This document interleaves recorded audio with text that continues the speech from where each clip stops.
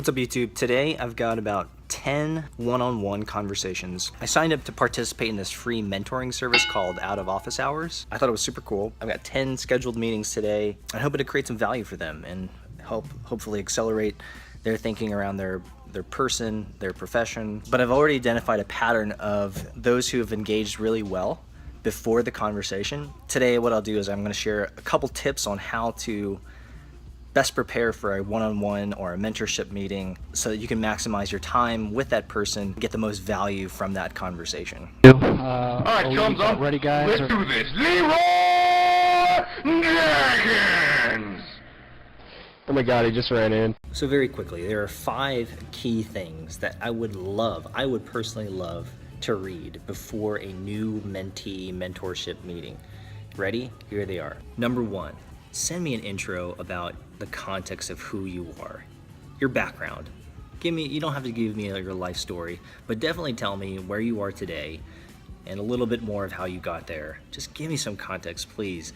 Don't assume that I have any time to Google you fully, to find your LinkedIn, and especially if you're a younger college student, you probably don't even have a LinkedIn. So just give me some context so we don't have to spend the first half of the meeting trying to figure out where you've been, etc., etc., etc. All that can easily be answered in an email. The second question that I would love to be answered via email so I can be thinking about is, who do you want to be? Now, a lot of people struggle with this question because they've never really thought about who they want to be. Instead, they think more about where they want to go, which is the number 3. That's the third question, where they want to go. But the reason I ask who you want to be is because I believe that is vitally important. In fact, I think it's more important that you discover and ascertain who you want to be before you determine where you want to go. And it sounds a little bit philosophical, but I think there's a lot of merit to it. And so by answering that question, or at least warming the person up to that question, because I'm going to ask it, is very important. So number 2 is, who do you want to be? And number 3 is, where do you want to go? Now, a little bit more detail in number 3. The reason I ask this question is I want to capture a vision of where I think you're headed and how I can help. Because if we're going to become a mentor and mentee relationship, I want to partner with you. If you're headed up this mountain, but I think you're headed up this mountain, like, clearly we're not going to be able to make this thing work. But if you tell me, hey, I'm climbing this mountain, and I say, wow, that's a mountain that I would love to climb with you, then we can head in the right direction together. The fourth question is, how are you going to get there? Or how do you think you're going to get there? The reason why I love people to start thinking about that before our first mentor-mentee conversation is I want to know what you've thought about, the strategy, the implementation, the tactics, so then I can begin to understand how you think about accomplishing your goals. It's just as important that I understand not just what you do, but why you do it.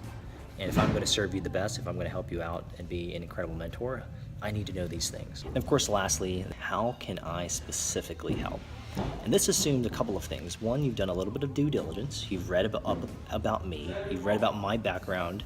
You understand a little bit of my history and the things that I've done, and that you feel like there's a general match. But oftentimes I'll get requests from folks who have done no research, who know nothing about me, and just assume that it's going to be a good fit, when that's not actually the case. If the things that you're trying to do or accomplish or achieve do not match at least a little bit naturally with the path that I've taken and the challenges that I've encountered, it's probably not going to be a very good relationship, and it's not going to be a good mentor-mentee relationship for sure. When I ask how can I specifically help, it assumes that you've done some research and that you have actionable suggestions for how I can create the most value for you, which is what we want this to be anyway.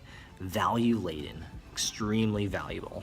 Time well spent. I think it's a pretty good plan. We should be able to pull it off this time. What do you think, Abdul? Can you give me a number crunch real quick? I'm coming up with 32.33, repeating, of course, percentage of survival. So hopefully those 5 questions can serve you as you engage with a new mentor or mentee, or when you engage with any one-on-one for that matter. It might be formally or informally, but having these questions kind of on the table can help set the table for a great conversation. And so yeah, now I have to walk into them and do them. Stick to the plan. Oh gee, oh fuck. Give me divine intervention. Hurry up. Shout. He's saying I can't cast. I can't move. Am I lagging, guys? I can't move. What the hell? I can't aim.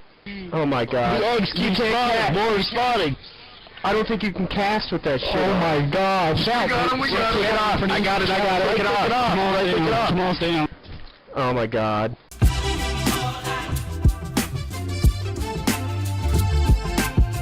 Good, how are you?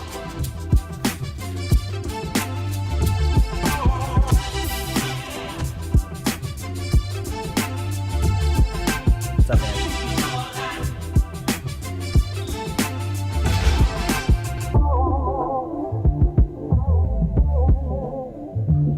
Hey, what's up? Hey, what's up?